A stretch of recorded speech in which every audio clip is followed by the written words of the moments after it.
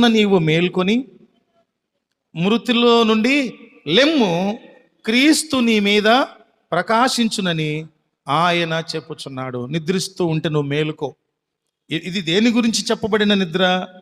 ఆత్మ సంబంధమైనటువంటి చురుకుదనాన్ని విడిచిపెట్టి, ఆత్మ సంబంధమైనటువంటి బలాన్ని, ఉత్సాహాన్ని, దీవెనను, ఆశీర్వాదాన్ని అనుగ్రహించేటటువంటి దేవుని సన్నిధిని విడిచిపెట్టి, ఆరాధనలను విడిచిపెట్టి, నియామక కూడికలను విడిచిపెట్టి, సభలను విడిచిపెట్టి, దేవుని వాక్యమును, దేవుని సంగీతాన్ని, దేవుని లేఖనాలన్నింటినీ వదిలిపెట్టేసి కేవలము ఆహారం కొరకు, కేవలము మత్తు పదార్థాల కొరకు, కేవలము విశ్రాంతి కొరకు, మత్తు పదార్థాలు సేవించడం ద్వారా వచ్చేటటువంటి నిద్ర తీర్చుకోవటానికి దేవుని సన్నిధిని విడిచిపెట్టేటటువంటి నిద్ర ఏది ఉందో ఆ నిద్రను నువ్వేం చేయాలి?